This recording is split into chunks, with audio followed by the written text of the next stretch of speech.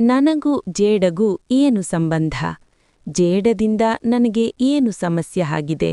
ತಿಳಿಯಬೇಕಾದರೆ ಮೊದಲು ಈ ಕಥೆ ಕೇಳಿ. ಒಂದು ಸುಂದರವಾದ ಹಳ್ಳಿ.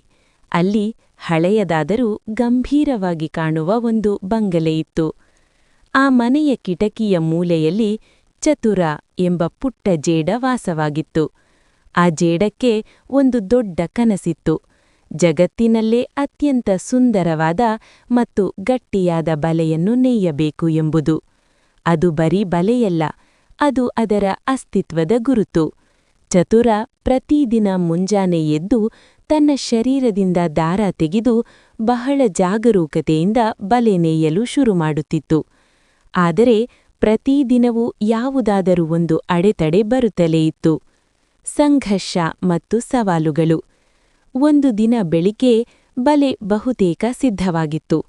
ಚತುರ ಅದನ್ನು ನೋಡಿ ಹೆಮ್ಮೆ ಪಡುತ್ತಿರುವಾಗಲೇ ಮನೆಯ ಮಾಲೀಕರು ಕಿಟಕಿ ತೆರೆದರು. ಕಿಟಕಿ ಬಡಿದ ರಭಸಕ್ಕೆ ಆ ಎಳೆಗಳೆಲ್ಲ ಕಿತ್ತು ಹೋದವು. ಮತ್ತೊಂದು ದಿನ ಬಲೆ ಮುಗಿಯುವ ಹಂತದಲ್ಲಿದ್ದಾಗ ಜೋರಾಗಿ ಗಾಳಿ ಬೀಸಿತು. ಜೇಡವು ಗಾಳಿಯಲ್ಲಿ ತೇಲಾಡುತ್ತಾ ಕೆಳಗೆ ಬಿತ್ತು. ಆದರೂ ಅದು ಧೃತಿಗಳಲಿಲ್ಲ. ನೆಲದಿಂದ ಮತ್ತೆ ಗೋಡೆ ಹತ್ತಿ ಕಿಟಕಿಯ ಅದೇ ಮೂಲೆಗೆ ಬಂದು ಕೆಲಸ ಶುರುಮಾಡಿತು. ಅದರ ಕಾಲುಗಳು ನೋಯುತ್ತಿದ್ದವು, ಶಕ್ತಿ ಕುಂದುತ್ತಿತ್ತು. ಆದರೆ ಅದರ ಸಂಕಲ್ಪ ಕುಂದಿರಲಿಲ್ಲ. ಜೇಡ ಮತ್ತು ಗುಬ್ಬಚ್ಚಿಯ ಸಂವಾದ. ಕಿಟಕಿಯ ಹೊರಗಿನ ಮರದ ಮೇಲೆ ಚುರುಕಿ ಎಂಬ ಹೆಸರಿನ ಗುಬ್ಬಚ್ಚಿ ಕುಳಿತಿರುತ್ತಿತ್ತು. ಅದು ದಿನಾ ಈ ಜೇಡನ ಕಷ್ಟವನ್ನು ಗಮನಿಸುತ್ತಿತ್ತು. ಒಂದು ಮಧ್ಯಾಹ್ನ ಜೇಡವು 10ನೇ ಬಾರಿ ತನ್ನ ಬಲೆಯನ್ನು ಸರಿಪಡಿಸುತ್ತಿದ್ದಾಗ ಗುಬ್ಬಚ್ಚಿ ಕೇಳಿಯೇ ಬಿಟ್ಟಿತು. ಹೇ ಜೇಡವೇ, ನಿನಗಿ ಬುದ್ಧಿ ಇಲ್ವಾ? ದಿನಾ ನೋಡ್ತಿದ್ದೀನಿ, ನೀನು ಕಟ್ಟಿದ್ದೆಲ್ಲ ಹಾಳಾಗ್ತಿದೆ. ನೀನು ಪುಟ್ಟ ಪ್ರಾಣಿ, ನಿನಗೆ ಯಾಕೆ ಇಷ್ಟೊಂದು ಹಠ?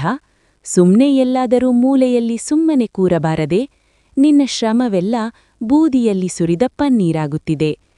ಜೇಡವು ಸುಸ್ತಾಗಿದ್ದರೂ ಒಂದು ಕ್ಷಣ ನಿಂತು ಗುಬ್ಬಚ್ಚಿಯ ಕಡೆಗೆ ನೋಡಿ ಮುಗುಳ್ನಕ್ಕು ಹೀಗೆ ಹೇಳಿತು. ಮಿತ್ರನೇ, ಈ ಪ್ರಪಂಚಕ್ಕೆ ಇದು ಕೇವಲ ಒಂದು ದಾರವಾಗಿ ಕಾಣಬಹುದು. ಆದರೆ ನನಗೆ ಇದು ನನ್ನ ಸಾಮರ್ಥ್ಯದ ಪರೀಕ್ಷೆ.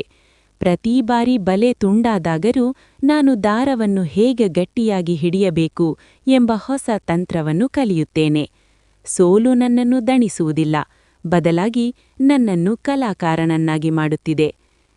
ಅಂದು ರಾತ್ರಿ ಭೀಕರವಾದ ಮಳೆ ಮತ್ತು ಗಾಳಿ ಶುರುವಾಯಿತು.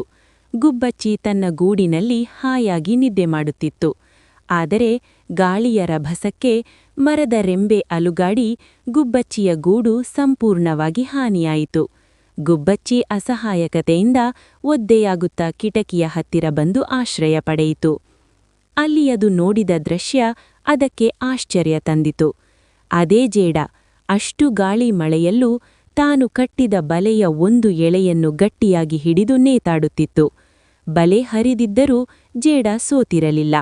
ಮಳೆ ನಿಂತ ತಕ್ಷಣ ಚತುರ ಮತ್ತೆ ಕೆಲಸಕ್ಕಿಳಿಯಿತು. ಬೆಳಿಗ್ಗೆಯ ಹೊತ್ತಿಗೆ ಮಳೆ ನಿಂತಿತ್ತು.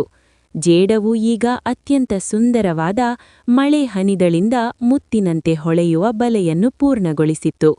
ಗುಬ್ಬಚ್ಚಿ ಬಂದು ಜೇಡನ ಹತ್ತಿರ ಕ್ಷಮೆ ಕೇಳಿತು. ನಿನ್ನ ತಾಳ್ಮೆ ಮತ್ತು ಆತ್ಮವಿಶ್ವಾಸದ ಮುಂದೆ ನನ್ನ ಹಾರಾಟ ಶೂನ್ಯ ಎಂದು ತಿಳಿಯಿತು. ಈ ಕಥೆ ಹೇಳಲು ಕಾರಣವೇನು ಗೊತ್ತಾ? ಜೇಡ ಚತುರನ ಹಾಗೆಯೇ ನನ್ನ ಸ್ಥಿತಿಯೂ ಇದೆ. ನಾನು ನಿಮಗಾಗಿ ವಿಡಿಯೋಗಳನ್ನು ಮಾಡುತ್ತೇನೆ, ಆದರೆ ಯಾರೂ ಸಹ ಸರಿಯಾಗಿ ನೋಡುವುದೇ ಇಲ್ಲ. ಆದರೂ ನಾನು ವಿಡಿಯೋ ಮಾಡುವುದನ್ನು ಬಿಡುವುದಿಲ್ಲ.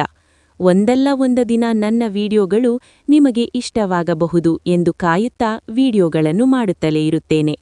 ನಾನೂ ಸಹ ಜೇಡ ಚತುರನ ಹಾಗೆ ಒಂದಲ್ಲ ಒಂದು ದಿನ ಗುರಿ ಮುಟ್ಟುತ್ತೇನೆ ಎಂದು ಭರವಸೆ ಇಟ್ಟುಕೊಂಡಿದ್ದೇನೆ.